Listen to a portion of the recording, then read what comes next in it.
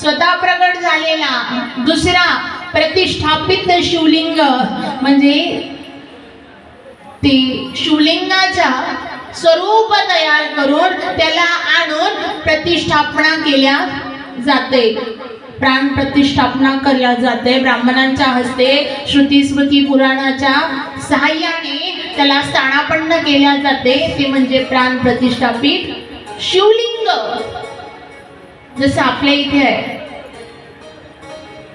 आणि नुकतंच उद्याला या पचमडीवरून सुंदर असा त्रिशूल, तिथून त्रिशूल आणून इथे स्थापित करणार आहे, म्हणजे तो काय होईल, प्रतिष्ठापित त्रिशूल। अगदी त्याचप्रमाणे हे शिवलिंग कसे प्रतिष्ठापित आहे, आणले आणि प्राण प्रतिष्ठापना केली आहे। या शिवलिंगाच्या प्राप्तीने देखील विद्या, गुण, कला, ज्ञान प्राप्ती करायची आहे, ज्ञान वृद्धी व्हावीशी वाटते, आयुष्य वृद्धी व्हावीशी वाटते, तर त्याचं स्मरण पूजन सांगितलेलं आहे। त्यानंतर तिसरा प्रकार म्हणजे बिंदू शिवलिंग। बिंदू शिवलिंग म्हणजे कोणतं, आपल्या घरात मंदिरात आपण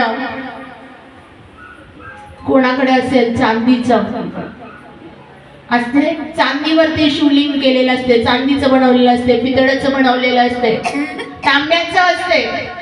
हे जे बनवलेले आहेत चित्र स्वरूप रेखाटन करून, ते म्हणजे काय, ते म्हणजे तिसरा प्रकार, आणि त्याला म्हटलंय बिंदू शिवलिंग।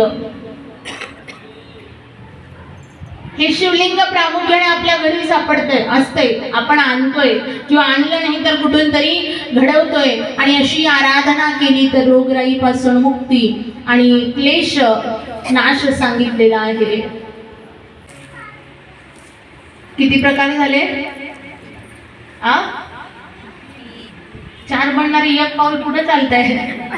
कोण कोण ते सांगा बरं, 4 वाले, बरं 3 वाल्यांनी सांगा बरं। पहिला स्वयंभू, दुसरा प्रतिष्ठापित, तिसरा बिंदू शिवलिंग, चौथा वाल्यांचा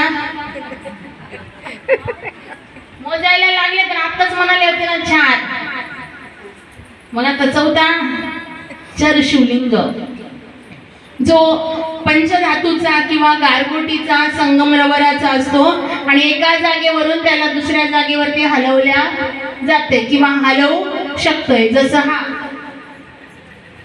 तिथून इथपर्यंत आणले, हे काय आहे, चर शिवलिंग स्फटिकाचा असतो कोणाकडे, एवढाच नाही तर वेगवेगळ्या धातूंनी, पंचधातूंनी निर्माण केलेला असतो। हा नित्यपूजेने घरात समाधान सांगितलेलं आहे, शांती सांगितलेली आहे। आणि 5वा म्हणजे गुरु शिवलिंग। गुरु शिवलिंग म्हणजे कोणतं, आपल्या गुरूंचा, जसं तुम्ही आता गुरु संत गजानन महाराजांना मानता, संत जगन्नाथ महाराजांना मानतोय, वंदनीय राष्ट्रसंत तुकडोजी महाराजांना गुरु मानतोय। आल्यानंतर मूर्ती दिसते, पहिले दर्शन कशाचं करता, असं केलं तरी जवळ गेल्यानंतर पहिले चरणाचं, पायांचं आणि पायाच्या अंगठ्याचं दर्शन करता, बरोबर आहे। जवळ जायचं, सानिध्य मिळाला गजानन महाराजांच्या मूर्तीपर्यंत, तर पहिले त्यांच्या चरणावरती डोकं ठेवतो का, कारण ते गुरु शिवलिंग सांगितलेलं आहे। गुरुच्या चरणाचा, गुरुच्या पायाचा अंगठा काय आहे, गुरु शिवलिंग आहे, आणि या गुरुचं महात्म्य फार अलौकिक आहे। म्हणून तर साक्षात देवादिदेव महादेव यांनी देखील शिवाची, या शिवप्रभूंनी रामाची भक्ती केली, त्यावेळेला ही चरणाचीच उपासना केली। नवे नवे लक्ष्मण, या लक्ष्मणांनी सर्वस्व आपल्या रामाला मानलं, आणि प्रभू रामचंद्राला सर्वस्व मानून ज्या वेळेला पूजा आराधना करतात, त्याही वेळेला चरणावरती सदैव लक्ष मात्र या सीता मातेच्या आणि प्रभू रामचंद्राच्या लक्ष्मणाचं होतं। एवढंच नाही तर ब्रह्मा विष्णू आणि महेशाचा अवतार, तिन्ही देवांचं तेज एकवटलं आणि आई अनुसूयेच्या उदरी मात्र ते प्रगट झालं. आणि तो अवतार म्हणजे कोणता नाही माहिती? ब्रह्म विष्णू आणि महेश्वर सामोरी बसले मला हे दत्त गुरु दिसले, मला हे दत्त गुरु दिसले. ब्रह्मा विष्णू आणि महेश्वर, ब्रह्मा विष्णू आणि महेश्वर सामोरी बसले मला हे दत्त गुरु दिसले, मला हे दत्त गुरु दिसले. म्हणजे कोण? दत्तात्रेय भगवान.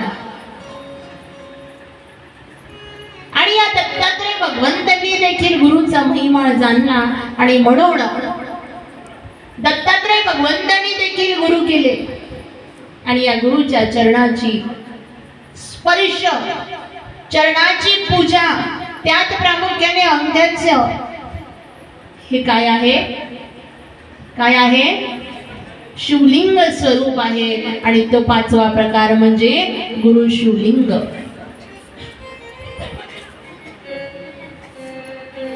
या दत्तात्रेय भगवंतांनी तिन्ही देवतांचं तेज आणि त्यांनी देखील गुरु केले आणि त्यांच्या सानिध्यात गेले. त्यांचं आपण मात्र दोन्ही हाताने टाळी आणि मुखाने नाव घेऊ. कारण मला असं वाटतंय तुम्ही एकादशी तर केली की पोटभर जेवण करून आले आणि नेमका तुमचा जेवणाचा वेळ आणि इकडे येऊन बसण्याचा वेळ झाला का आज? काही महिला मंडळी म्हणतात ताई आम्हालाच म्हणता का? पुरुष मंडळी सध्या आरक्षण दिलं ना कोणाला? जिकडे तिकडे पहा ना महिला. आता संध्याकाळी बघा जास्त गर्दी कोणाची? चला तर मग या आपणच दोन्ही हाताने छान टाळी आणि या दत्तात्रेय भगवंताचं जे अधिष्ठान या ठिकाणी आहे त्यांना मात्र स्मरण करू. दोन्ही हाताने टाळी आणि चला माझा आवाज बाहेरपर्यंत पोहोचते.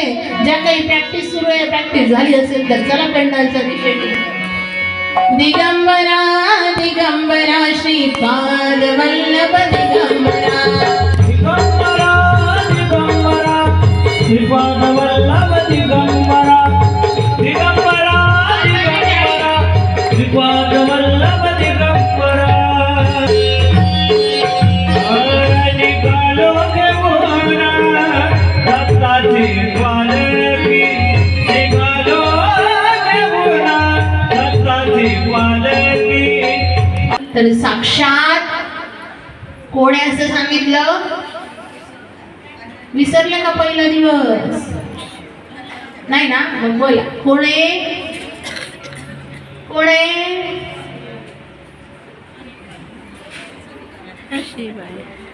आणलं दिसतंय विसरलेलं. साक्षात शिव आहे, देवादिदेव महादेव आहे. बर ही कथा शिव, शंभू, शंकर, महादेव या सर्वप्रथम कोणाला सांगितली ही कथा? शिकत गरज नाही. एक आता तिकडे लागू द्या त्या चौकात बस स्टॉपच्या, एखादं भांडण लागल्याबरोबर तिथला आवाज इथपर्यंत येत आहे. इथला माणूस चाल रे पाहुणे येऊ कोणाचं लागलाय म्हणून लगेच टू व्हीलर काढते आणि पाहायला जाते का आवाज आल्याबरोबर. मग आपलाही आवाज, इथला आवाज नाही जास्त दूर जाणार, पण रोड पर्यंत जाऊन मात्र हा आवाज तुमचा जर तिथपर्यंत जयकाराचा गेला ना, लगेच जाणाऱ्याला वाटेल अरे नेमकं मंदिरात काय चला जाऊन पाहून येऊ. आपण कोणाला सांगितली कथा? वा वा, एकच जोरदार टाळ्या वाजवा बरं, एकच आवाज आला मला क्लिअर. नंदीला. आणि या नंदीने कशी ऐकली? ॲक्युरेट, तंतोतंत ऐकली. आणि म्हणून नंदीला या शंभूनाथांनी मात्र वरदान दिलं, इथून पुढे माझे भक्त त्यांचं गाराण, सुखदुःख, संकट, चिंता, क्लेश हे सगळं सांगेल कोणाला? नंदीला. हे नंदी